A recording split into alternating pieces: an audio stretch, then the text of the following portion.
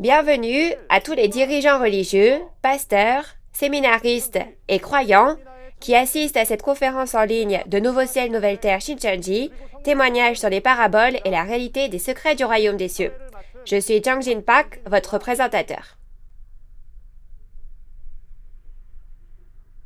La dernière fois, nous avons vu la leçon numéro 10, l'eau, la source et le fleuve en parabole. J'espère qu'aujourd'hui, vous pourrez vérifier le sens des paraboles et leur accomplissement physique et les graver dans votre cœur. Avant de commencer, nous allons d'abord prier. Dieu qui est saint, le Créateur, merci d'avoir permis à la conférence en ligne de Nouveau Ciel, Nouvelle Terre Shincheonji de nous aider à comprendre les secrets du royaume des cieux aujourd'hui. S'il vous plaît, aimez particulièrement toutes les personnes du monde entier réunies devant la parole de Dieu en ce moment et guidez-les afin qu'elles puissent comprendre la volonté de Dieu et le royaume des cieux et devenir les héros de l'espérance. Nous croyons que vous nous aiderez à avoir un cœur honnête et bon, un cœur qui a faim et soif de justice durant ce temps, et que vous nous protégerez des mauvais esprits. Puisque nous allons commencer, nous croyons que vous serez avec nous jusqu'à la fin, et nous avons prié au nom de Jésus, qui a versé son sang et est mort pour nous. Amen.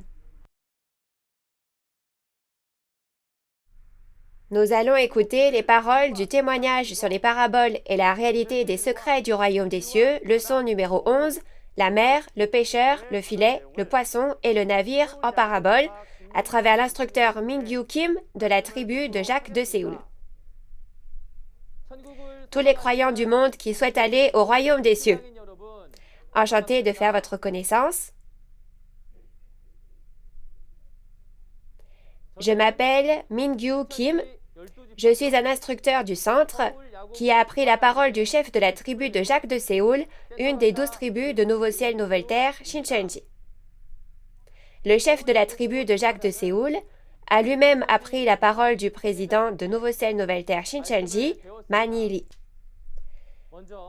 Nous souhaitons sincèrement la bienvenue aux dirigeants religieux, pasteurs, séminaristes et nombreux croyants de Corée et d'ailleurs à cette conférence en ligne de Nouveau Ciel, Nouvelle Terre, Shincheonji.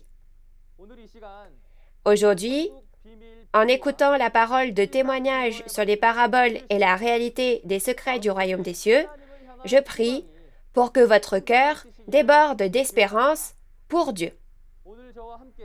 Le titre de la parole que nous allons partager aujourd'hui est la leçon numéro 11 du niveau Introduction, la mer, le pêcheur, le filet, le poisson et le navire en parabole.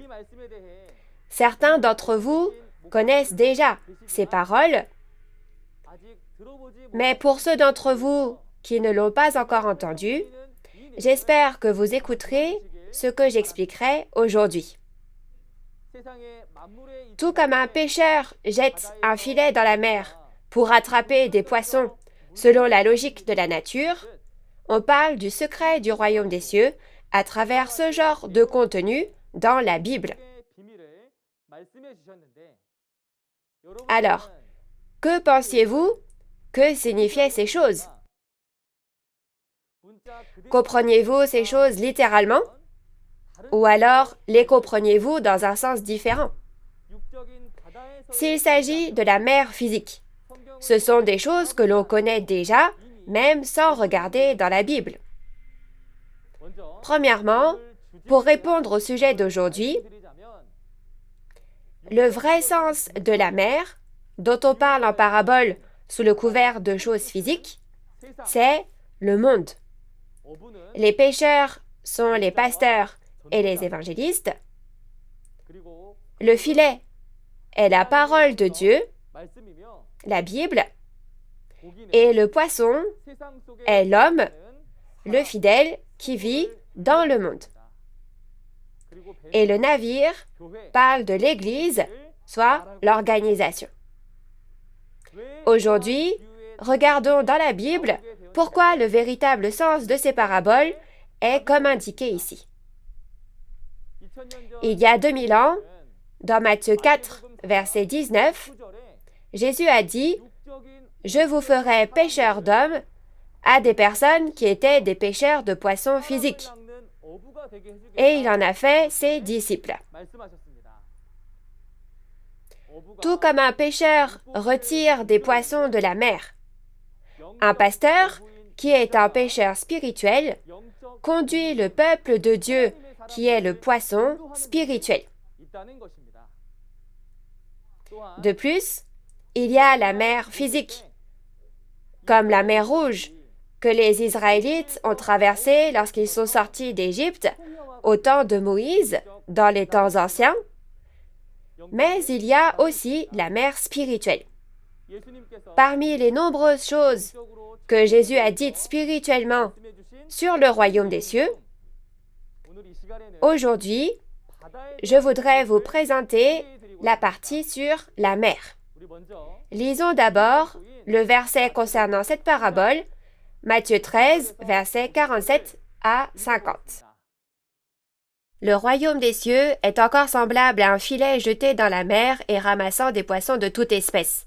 Quand il est rempli, les pêcheurs le tirent et, après s'être assis sur le rivage, ils mettent dans des vases ce qui est bon et ils jettent ce qui est mauvais. Il en sera de même à la fin du monde, les anges viendront séparer les méchants d'avec les justes et ils les jetteront dans la fournaise ardente où il y aura des pleurs et des grincements de dents. Après avoir lu ce verset, ne pensez-vous pas à quelque chose comme ça? C'est comme un pêcheur jetant son filet dans la mer. S'il s'agit littéralement de choses physiques, alors nous devons courir vers la mer, où le pêcheur a jeté ses filets, et nous devons nous faire prendre dans les filets pour aller au royaume des cieux, non? Alors, est-ce vraiment le cas? Il est dit que le royaume des cieux est comme un filet qui est jeté dans la mer et qui attrape des poissons de toute espèce. Ces paroles concernant le royaume des cieux ont été cachées par Jésus sous forme de paraboles. Alors, pourquoi Jésus a-t-il utilisé des paraboles pour parler du royaume des cieux? Dans le psaume 78, il y a une promesse de révéler les secrets des temps anciens à travers des paraboles. Suite à cette promesse, dans Matthieu 13, versets 34 à 35, Jésus a parlé en parabole de ce qui a été caché depuis la création du monde. Une autre raison est qu'il a parlé en parabole pour le cacher aux ennemis, c'est-à-dire ceux qui appartiennent à Satan et non à Dieu. Mais le fait que nous pouvons prêcher et écouter le véritable sens des secrets du royaume des cieux aujourd'hui, n'est-il pas la preuve certaine que le temps est venu de parler clairement de ces choses, comme dans les paroles de Jean 16, 25?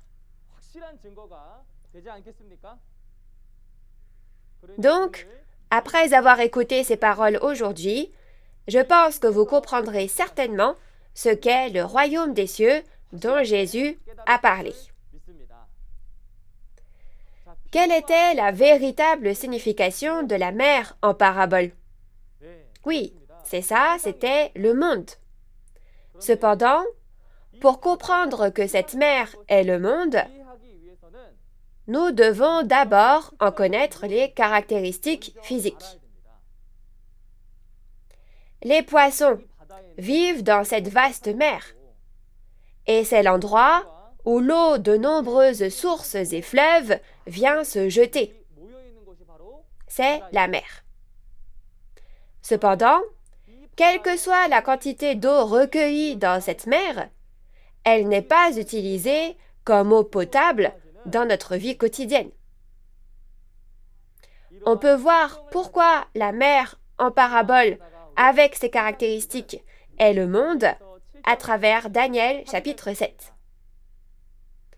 En lisant Daniel chapitre 7, versets 2 à 3, on voit que le prophète Daniel a vu dans une vision 4 vents du ciel souffler sur la mer. Le vent a soufflé sur la mer, faisant sortir de la mer 4 grands animaux. Le prophète Daniel, qui a vu cela dans une vision, a été troublé dans son cœur et a demandé à celui qui lui avait montré ce que cela signifiait. À ce moment-là, un ange est venu et lui a répondu au verset 17, « Ces 4 grands animaux, ce sont 4 rois qui s'élèveront de la terre, c'est-à-dire du monde. » Plutôt, d'où a-t-on dit que ces animaux sortaient? C'est ça. Il est dit qu'ils venaient de la mer. Si c'est le cas, quelle est la mer d'où viennent ces animaux et dont l'ange est venu informer Daniel? C'est le monde.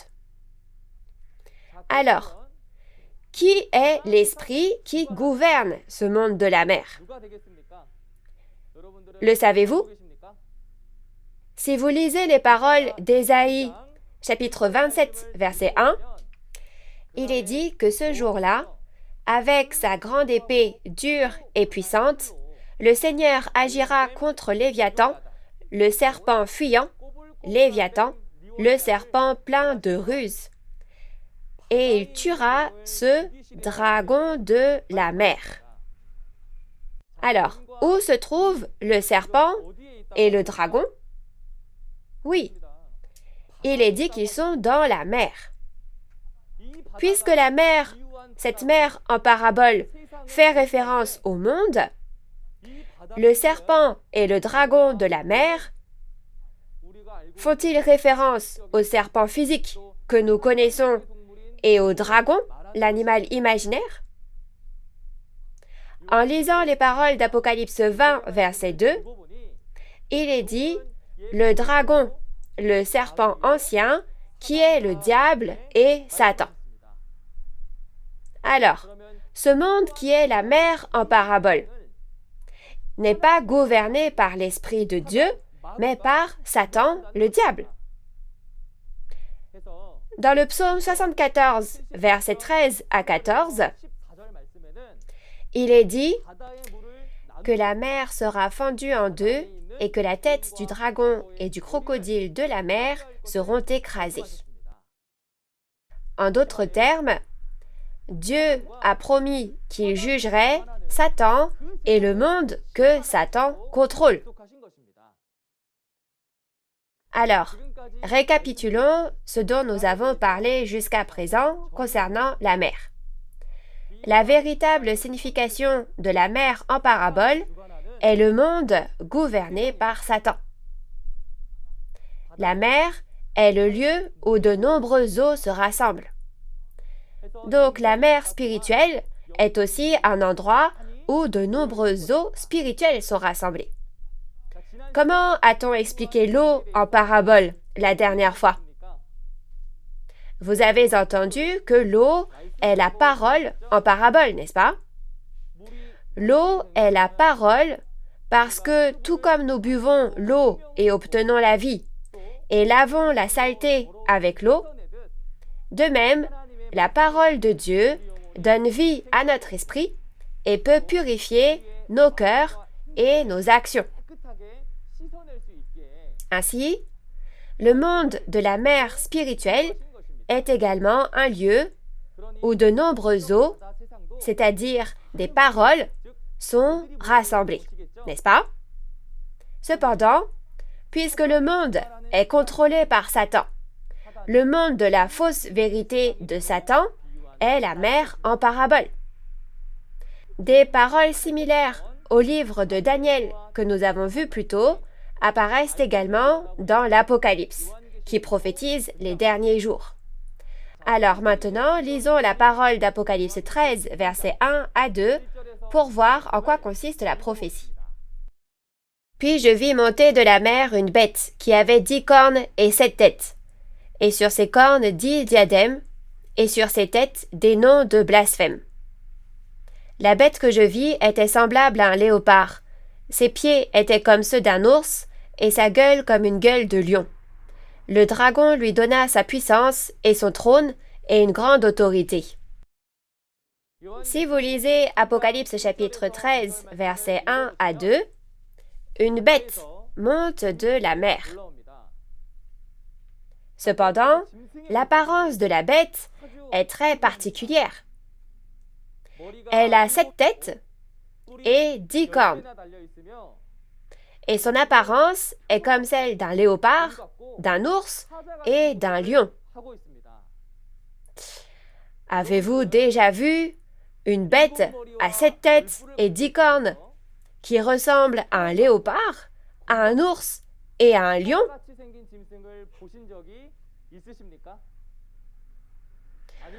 Ou alors, avez-vous déjà entendu parler d'une telle bête venue de la mer? Un instructeur qui prêche très bien la parole vous expliquera à propos de cette bête la prochaine fois. Voir que la mer apparaît dans l'Apocalypse, qui prophétise les derniers jours, montre qu'au second avènement aussi, il y a un monde de fausses vérités sous le contrôle de Satan. Et cette mer, n'est-ce pas l'endroit où beaucoup d'eau sont rassemblées? Si nous regardons les paroles d'Apocalypse 17, verset 1, nous voyons une grande prostituée assise sur les grandes eaux. Une prostituée est une femme qui commet l'impudicité. Cependant, puisque l'Apocalypse est un livre prophétique qui utilise les paraboles pour décrire des choses qui se produiront dans le futur, cette femme ici est une femme spirituelle. Vous avez déjà entendu parler de la femme spirituelle précédemment. Le pasteur qui éduque les fidèles, tout comme on élève des enfants avec la semence de la parole, est une femme spirituelle. Cependant, puisqu'on dit qu'elle commet l'impudicité, elle est un faux pasteur, soit une femme adultère qui est en communion avec Satan et éduque les faux fidèles avec les paroles de Satan en tant que faux pasteur. Alors, quelles sont donc les grandes eaux sur lesquelles la prostituée est assise? Si vous regardez au verset 15, il est dit que les eaux sur lesquelles la prostituée est assise sont des peuples, des foules, des nations et des langues. Les peuples, les foules, les nations et les langues font référence au monde de la foi et de la religion où de nombreuses personnes et de nombreuses paroles sont rassemblées. Si on parle de cela en parabole, c'est le monde de la mer. Dans ce cas, le fait que la prostituée soit assise sur les grandes eaux signifie que le faux pasteur avec qui Satan est en charge et gouverne ce monde de la fausse vérité. Permettez-moi de réitérer les points essentiels de la mer que j'ai expliqués jusqu'à présent. La mer est le monde où les doctrines se mélangent. Mais peu importe à quel point nous avons soif, nous ne puisons pas l'eau de la mer pour la boire, n'est-ce pas? Ainsi, l'eau de mer qui ne doit pas être bue est la parole de fausse vérité qui vient de l'esprit de Satan. Le fait qu'Adam et Ève ont mangé du fruit de la connaissance du bien et du mal ne signifie pas juste qu'ils ont mangé ce fruit, mais qu'ils ont suivi l'esprit de Satan qui leur a fait manger ce fruit, n'est-ce pas? De même, pratiquer la foi avec les paroles de fausse vérité, c'est suivre l'esprit de Satan qui donne les paroles de fausse vérité. Par conséquent, j'espère que nous pourrons tous utiliser la Bible comme norme, comme standard, pour discerner ce qui est vrai et ce qui est faux, afin que nous puissions tous devenir les membres de la famille de la foi qui mènent leur vie de foi selon la parole de Dieu. Ensuite, je vais vous parler du pêcheur, du filet et du poisson en parabole. La signification du pêcheur en parabole est le pasteur et l'évangéliste. Le filet fait référence à la Bible de Dieu et le poisson fait référence aux personnes vivant dans le monde. Alors vérifions pourquoi de telles réponses en regardant Matthieu chapitre 4, verset 19. Il leur dit, « Suivez-moi, et je vous ferai pêcheurs d'hommes. » Comme on le voit dans Matthieu 4, verset 19, Jésus dit à ses disciples, « Je vous ferai pêcheurs d'hommes. »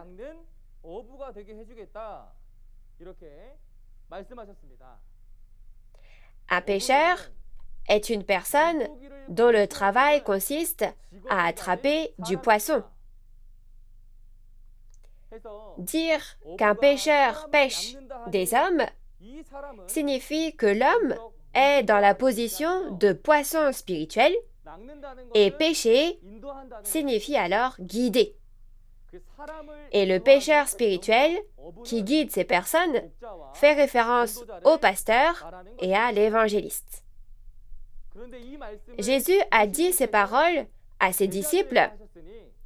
Donc, les disciples étaient des pêcheurs spirituels qui ont conduit beaucoup de gens au royaume des cieux à l'époque avec les paroles qu'ils ont reçues de Jésus. En outre, dans Habakkuk 1, versets 14 à 17, il est bien dit également que les hommes sont comme les poissons de la mer.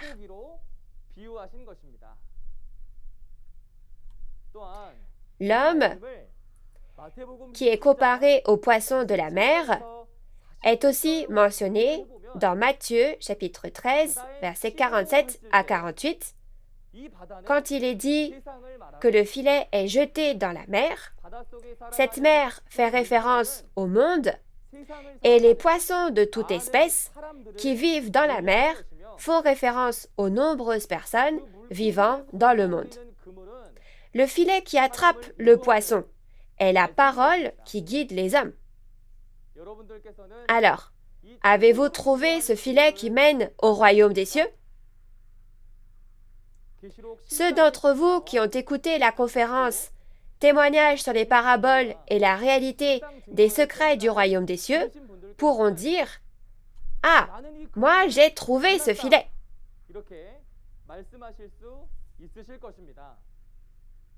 J'espère que nous ferons tous partie de la famille de la foi allant au royaume des cieux en écoutant et en vérifiant cette parole du royaume des cieux qui est étroitement tissée comme un filet. Ensuite, parlons du navire en parabole. Comme le pêcheur spirituel est le pasteur, le navire où travaille le pêcheur est l'église où travaille le pasteur. Alors, quand vous regardez l'histoire de la Bible, quelle personne vous vient à l'esprit en premier? Pour moi, Noé est la première personne qui vient à l'esprit. Tout le monde sait ce qui s'est passé du temps de Noé. Parce qu'Adam a péché, les descendants d'Adam ont aussi beaucoup péché. Et c'est l'événement historique au cours duquel ce monde pécheur a été jugé par le déluge. Et l'arche, au milieu de ce déluge, les a sauvés. À cette époque, les hommes n'ont pas cru aux paroles de Noé, qui a crié ces choses lorsqu'il a appris de Dieu qu'il allait y avoir un jugement. Cependant, Noé, qui était un homme juste en son temps, a construit une arche avec une foi absolue dans la parole de Dieu et s'est conduit, lui et sa famille, sur le chemin du salut au milieu du jugement, n'est-ce pas? Mais nous, Jésus, en qui nous croyons, a dit dans Matthieu 24, versets 37 à 39, « Ce qui arriva du temps de Noé arrivera de même à l'avènement du Fils de l'homme. » Puisqu'il a prononcé ces paroles lors du premier avènement, l'avènement du Fils de l'homme fait référence au second avènement de Jésus. Alors, à votre avis, à quoi ressemblera le temps où Jésus revient? Oui, il est dit que ce sera comme au temps de Noé. Alors, que s'est-il passé du temps de Noé? Dieu a jugé avec le déluge et a accompli l'œuvre du salut avec l'arche. Alors, cela ne signifierait-il pas qu'il y aura l'œuvre du jugement et du salut aussi lorsque Jésus reviendra? Si tel est le cas, quelle devrait être notre position? Comme les descendants d'Adam qui n'ont pas cru la parole de Dieu au jour de Noé, nous ne devons pas ne pas comprendre jusqu'à ce que nous soyons détruits. Mais quand quelqu'un reçoit et prêche la parole de Dieu, nous devons l'écouter et la vérifier dans la Bible. Si c'est la parole de vérité, nous devons y croire et lui obéir et aller ensemble au royaume des cieux, n'est-ce pas? Nous devons tous rencontrer le navire de Dieu créé selon la parole de Dieu. Ensuite, dans la Bible, il y a des navires qui symbolisent le salut, comme l'arche de Noé, mais il y a aussi des navires qui se brisent. Lisons Apocalypse chapitre 8, versets 8 à 9, pour voir ce que dit la prophétie. Le second ange sonna de la trompette, et quelque chose comme une grande montagne embrasée par le feu fut jetée dans la mer. Et le tiers de la mer devint du sang, et le tiers des créatures qui étaient dans la mer et qui avaient vie mourut, et le tiers des navires périt. Dans la parole d'Apocalypse 8, versets 8 à 9, que nous venons de lire, il est dit qu'un tiers des navires périt, c'est-à-dire est brisé. À quoi le navire était-il comparé? Oui, à l'Église. Cependant, dire que ces navires ont été brisés, cela signifie que même parmi les organisations telles que les églises, il y a des endroits brisés. Alors, que se passe-t-il si un bateau flottant sur la mer se brise? L'eau de mer entre par la fissure et le navire finit par couler, n'est-ce pas? Si la mer est le monde de la fausse vérité, contrôlé par Satan, cela ne signifie-t-il pas que nous devenons un avec Satan lorsque le navire a coulé? C'est pourquoi nous devons rechercher le navire de Dieu comme l'arche de Noé et non ces navires brisés. Alors ensuite, je vais expliquer ce qui est écrit dans Apocalypse chapitre 18, versets 17 à 19, concernant le pilote, soit le capitaine, et les marins qui travaillent sur le navire, ainsi que les passagers, en parabole. Si la mer est le monde et le navire est l'Église, alors que sont les capitaines, les marins et les passagers sur le navire? Que pensiez-vous de ces choses auparavant? Le capitaine qui tient la barre du navire et navigue sur la mer est dans la position du pasteur qui dirige l'Église. Le marin qui travaille avec le capitaine sur le navire fait référence à l'employé de l'Église qui travaille avec le pasteur dans l'Église. De plus, les passagers qui montent sur le navire en tant qu'invités pour atteindre leur destination font référence à ceux qui vont à l'Église pour se rendre au royaume des cieux. Donc, ce n'est pas tout d'être monté sur le navire, Mais ne devrions-nous pas aussi arriver à bon port? Par conséquent, nous devons vivre notre foi selon les paroles de la Bible pour arriver sains et saufs au royaume des cieux, qui est la destination de notre vie de foi. Alors, jusqu'à maintenant, nous avons vu la mer, le pêcheur, le filet, le poisson et le navire en parabole, et nous avons vu que c'était en fait des éléments spirituels. Cependant, lorsqu'on explique le spirituel dans la Bible, il est toujours divisé en deux types. La raison en est qu'il y a deux types d'esprits, donc il y a deux types de paroles, et à cause de cela, les hommes sont aussi divisés en deux camps. Ainsi, pour la mer que nous avons vue aujourd'hui, il y a également deux types de mer. L'une est la mer de Dieu et l'autre est la mer de Satan. Il est dit que la mer de Dieu est la mer de verre devant le trône. Et la mer de Satan est la mer gouvernée par le dragon. Alors, quel genre de mer devrions-nous trouver? Ne devrions-nous pas trouver la mer de verre de Dieu devant le trône? Pour ce faire, nous devons savoir ce qu'est cette mer de verre, n'est-ce pas? Ainsi, cette mer de verre, claire comme du cristal, signifie la parole de Dieu sans défaut.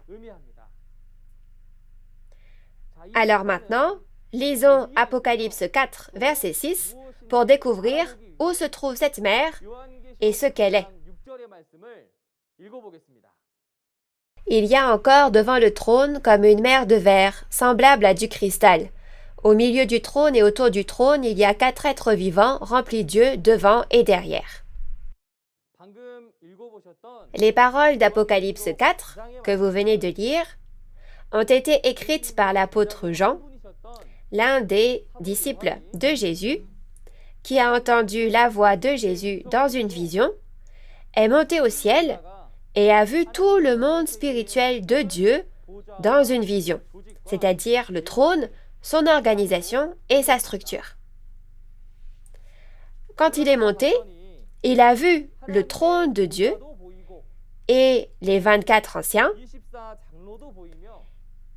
et devant le trône se trouvaient 7 esprits qui ressemblaient à des lampes ardentes. Et devant et autour du trône se trouvaient 4 êtres vivants et de nombreux yeux autour d'eux. Et il y a une mer de verre, celle dont je vais vous parler maintenant.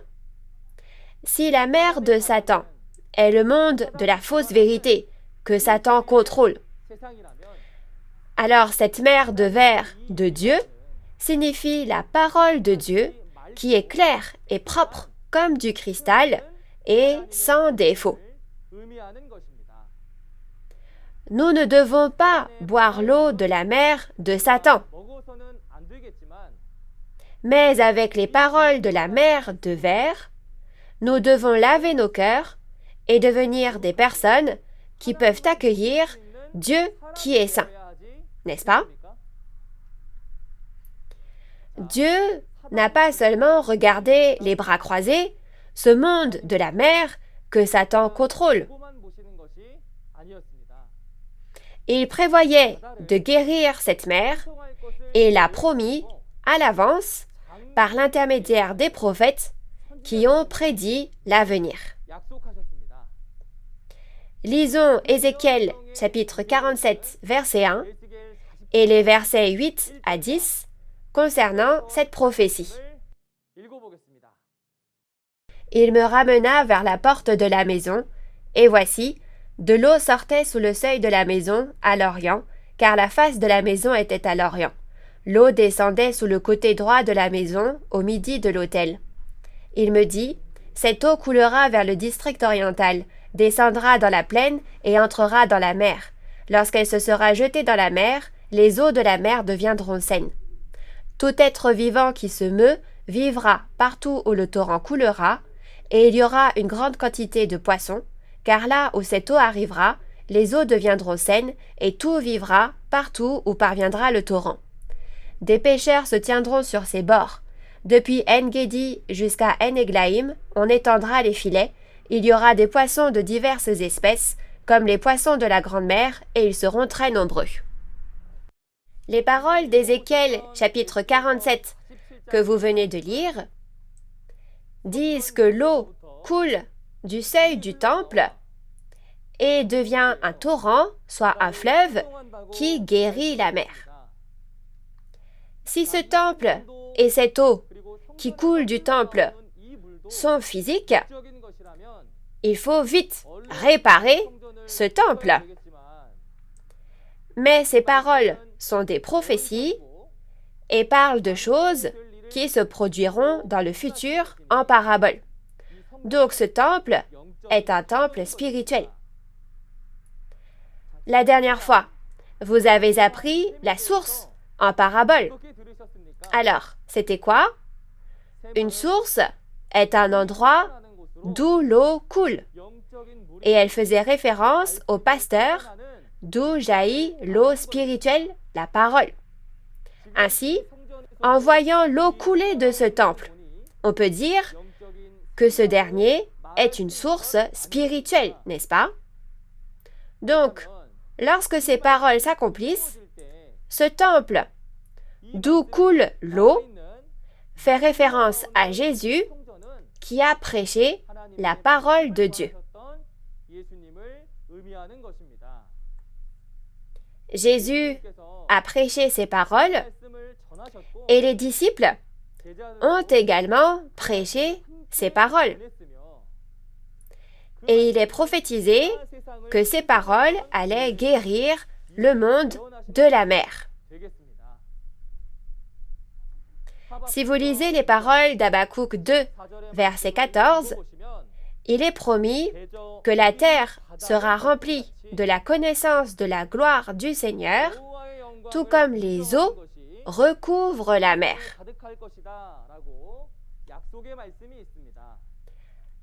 Comme l'eau est la parole, n'est-ce pas que la parole de Dieu remplira le monde entier? De plus, si vous lisez la parole d'Ésaïe chapitre 11, verset 9, il est dit qu'il ne se fera aucun mal, il n'y aura aucune destruction dans toute ma montagne sacrée, car la connaissance du Seigneur remplira la terre comme les eaux recouvrent la mer.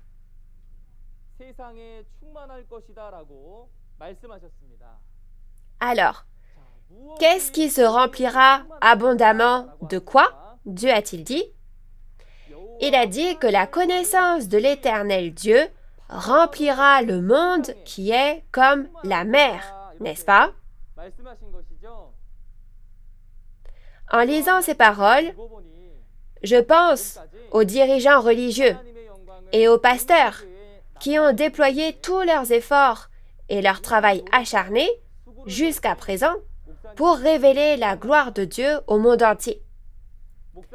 Grâce à leur travail acharné et à leurs efforts, de nombreuses personnes à travers le monde croient en Dieu, croient en Jésus le Fils de Dieu, croient également en l'Évangile et vivent une vie de foi.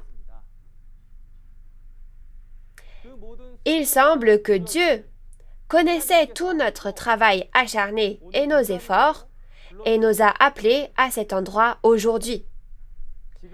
C'est maintenant le temps de prêcher et d'écouter les paroles claires et révélées de Dieu. Par conséquent, j'espère que nous deviendrons un, afin que le monde puisse être rempli de la parole de la vérité de Dieu, tout comme l'eau recouvre la mer.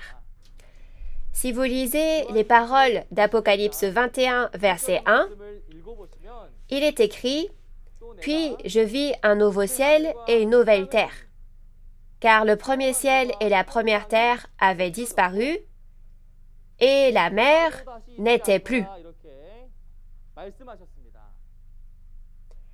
Alors que sont le premier ciel et la première terre dont on a dit qu'ils disparaîtraient? Il ne se réfère pas à la terre sur laquelle nous vivons, mais ils font référence à la disparition de la demeure du peuple élu que Dieu avait choisi en premier lieu. Alors, qu'est-ce que cela signifie que la mer va disparaître? Que pensiez-vous de cette parole auparavant? Il est dit que la mer est le monde de la fausse vérité.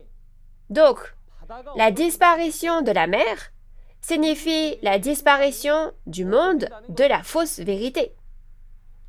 De plus, parmi les choses décrites ci-dessus, dans Apocalypse 13, une bête à 7 têtes et 10 cornes est montée de la mer.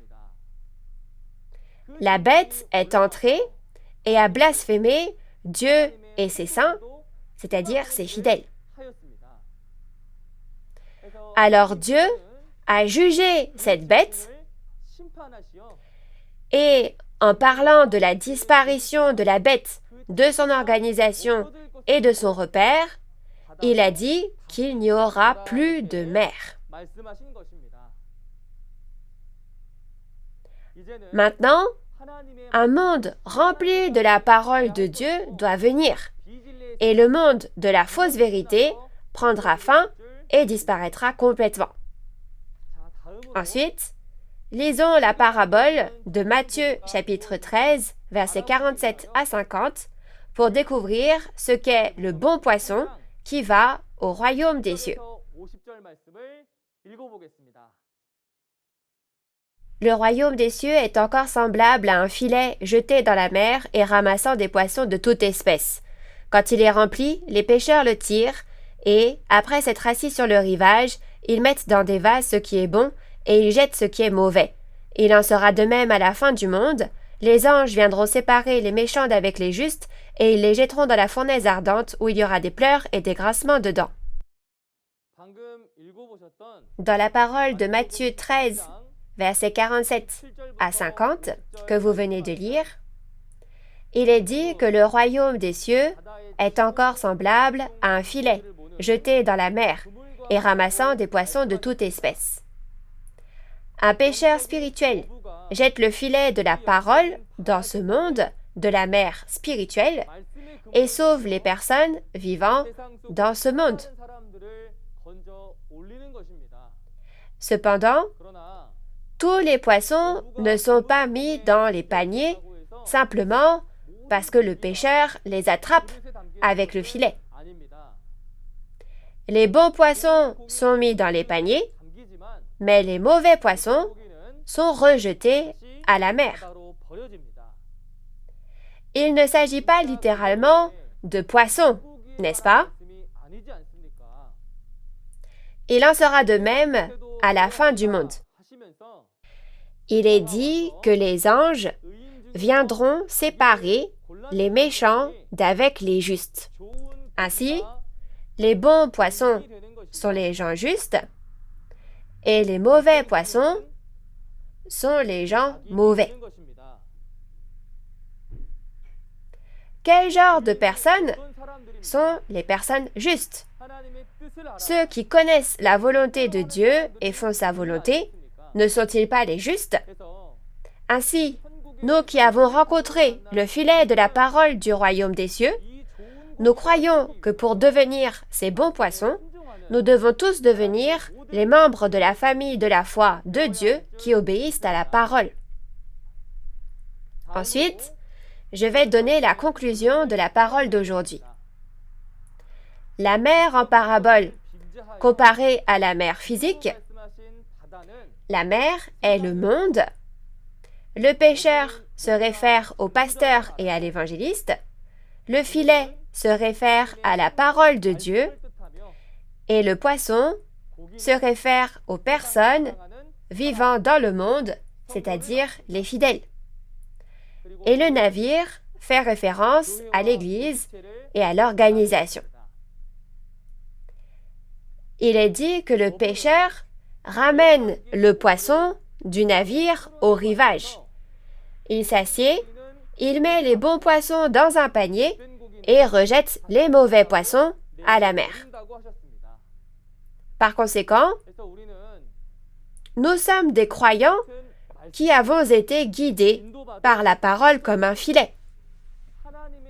Donc, pour devenir le bon poisson qui peut être servi dans le vase de Dieu, nous devons naître de nouveau et travailler ensemble pour obtenir les qualifications afin d'être considérés dignes. Nombreux croyants partout dans le monde. Réalisons tous ce secret du royaume des cieux. Jésus a dit que si vous ne connaissez pas le royaume des cieux et ne comprenez pas les paroles de cette parabole, vous deviendrez un étranger et vos péchés ne seront pas pardonnés et vous ne pourrez pas aller au royaume des cieux. C'est maintenant le temps où chacun peut réaliser les paroles que Dieu révèle clairement. Donc, ce serait bien si vous vérifiez à travers ces paroles ce qu'est le royaume de Dieu, afin de pouvoir être pris dans le filet de cette parole et être mis dans le panier en tant que bon poisson. La prochaine fois, un instructeur qui est très doué pour prêcher la parole vous parlera de la bête, la tête, la corne et la queue en parabole. Vous êtes curieux de savoir quel genre de bête est sorti de la mer que j'ai expliqué plus tôt, n'est-ce pas? Si vous écoutez la prochaine fois, toutes vos questions obtiendront une réponse. Maintenant, dans le sens où nous sommes un avec notre Dieu et Jésus dans la parole, clamons tous ensemble « We are one ». Nous sommes un. Prions ensemble.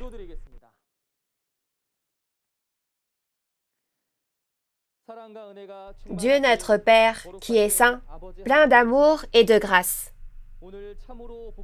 Merci de nous permettre aujourd'hui ce temps vraiment béni et précieux, nous permettant de rencontrer de nombreux membres de la famille de la foi à travers le témoignage sur les paraboles et la réalité des secrets du royaume des cieux. Merci encore une fois de nous avoir permis de rencontrer aujourd'hui, quand le temps est venu, la parole de la vérité révélée clairement concernant le royaume des cieux, que Jésus cachait comme un secret, selon ce que Dieu avait promis. Nous croyons qu'il y a un seul Dieu, un seul Jésus, une seule Bible et un seul espoir pour tous les croyants. Maintenant, nous tous qui croyons en Dieu, soyons d'accord sur cette parole de Dieu. Assurons-nous qu'il n'y a pas une seule personne dans ce monde qui ne connaisse pas Dieu et sa parole. De même qu'un poisson vivant dans la mer est pris par le filet et est tiré hors de l'eau, ainsi faites-nous rencontrer, s'il vous plaît, le filet de la parole révélée du royaume des cieux. Faites que nous soyons guidés par elle, que nous devenions de bons poissons et que nous allions ensemble au royaume des cieux. Pour tous ceux qui entendent cette parole, aujourd'hui, nous espérons sincèrement que chacun pourra réaliser et arrivera au royaume de Dieu en bonne santé physique et spirituelle. Nous avons prié toutes ces paroles au nom de Jésus. Amen. Merci à tous ceux qui ont assisté à la conférence.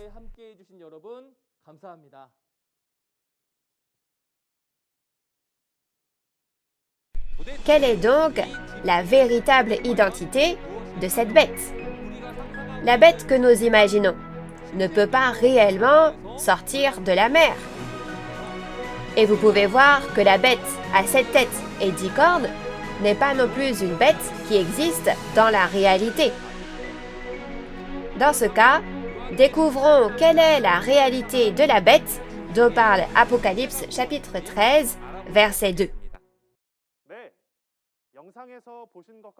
Comme vous pouvez le voir dans la vidéo, la prochaine fois, une conférence aura lieu autour du thème de la leçon numéro 12, la bête, la tête, la corne et la queue en parabole. Alors j'espère que vous et moi accomplirons notre espoir d'aller au royaume des cieux en y assistant. Les conférences en ligne Nouveau ciel, nouvelle terre, Shincheonji, témoignages sur les paraboles et la réalité des secrets du royaume des cieux sont diffusées simultanément en 24 langues à travers le monde via la chaîne YouTube officielle de Nouveau ciel, nouvelle terre, Shincheonji, Église de Jésus. Si vous avez d'autres questions sur Nouveau ciel, nouvelle terre, Shincheonji, Église de Jésus et ses doctrines, en plus de ce que vous avez entendu aujourd'hui, veuillez contacter le numéro représentatif pour chaque tribu, comme indiqué à l'écran. Nous vous guiderons en détail et avec amabilité. Nous terminerons cette conférence en ligne de Nouveau ciel, nouvelle terre, Shincheonji en faisant la prière que le Seigneur nous a enseignée. Nous allons prier.